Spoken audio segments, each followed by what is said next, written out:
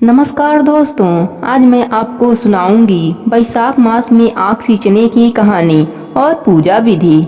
हिंदू धर्म में बैसाख स्नान का बहुत महत्व होता है। छोटी कन्या से लेकर बुजुर्ग औरत तक बैसाख स्नान करती है। मान्यता है कि बैसाख स्नान से मनवांछित फलों की प्राप्ति होती है। सोमवार से लेकर शनिवार तक खेचड़ी, तुलसी, पीपल वृक्षों की पूजा की जाती है और इन्हें दूध मिले जल से सींचा जाता है और कहानी सुनी जाती है। लेकिन रविवार के दिन आग के पौधे की पूजा की जाती है।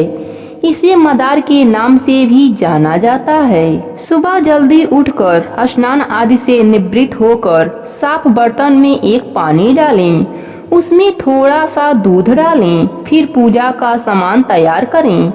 एक थाली में बाजरी, गुड़, मक्खन, रोली व मौली के साथ साथ 5 छोटे छोटे रोटियां बना लें। एक आटे का दीपक भी बनाकर रख लें। यह सारा सामान लेकर आग के पौधे के पास चले जाएं। आग के चारों तरफ साफ सफाई कर लें, फिर आसन पर बैठ जाएं।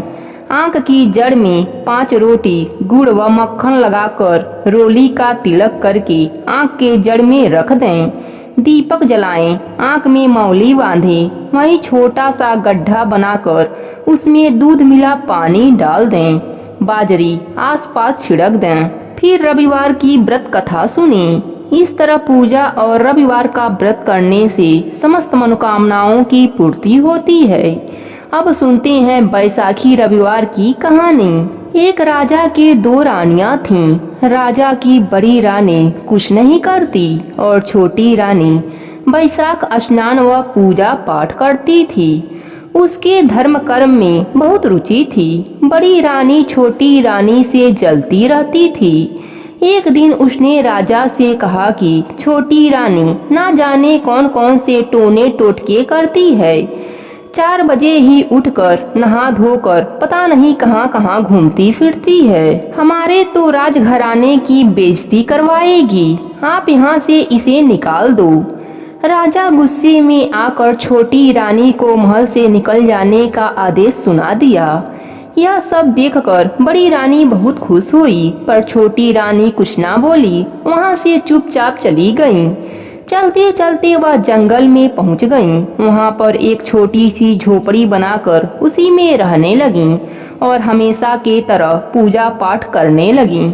समय बीतता गया और बैसाख का महीना आ गया। तब छोटी रानी ने बैसाख स्नान किया और रविवार का व्रत करना आरंभ कर दिया। एक दिन राजा शिकार खेलने गए। जंगल में रास्ता भटकने के कारण इधर उधर भूख प्यास से बेहाल होकर वन में भटकने लगे। बहुत ज्यादा गर्मी पड़ रही थी। दूर दूर तक कहीं भी पानी नहीं मिला। उस दिन बैसाख माह का रविवार था।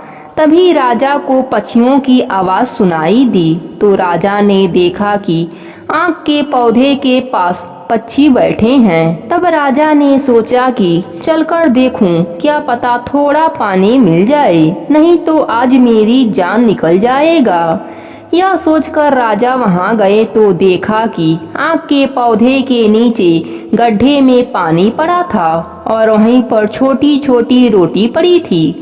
तब राजा ने उन रोटियों को खाकर गड्ढे से पानी पी लिया और वहीं पर एक पेड़ के नीचे विश्राम किया। जब शाम हुआ तो राजा अपने राजमहल आ गए और आकर सिपाहियों को आदेश दिया कि जंगल में इस तरह से पूजा कौन करता है, पता लगाओ। सिपाही जंगल गए तो देखा कि एक झोपड़ी में एक औरत रहती है, वही यह सब कुछ करती है।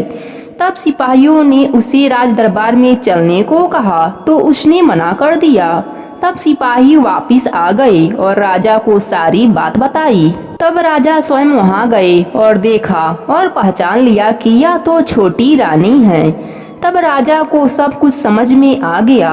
राजा को अपने किए पर बहुत पछतावा हुआ। राजा ने छोटी रानी के आगे हाथ जोड़ दिए और कहा, मुझसे बहुत बड़ा अपराध हो गया, मुझे क्षमा कर दो। तुम्हारी रविवार व्रत के कारण ही मेरी जान बच पाई है। तुम मेरे साथ महल चलो।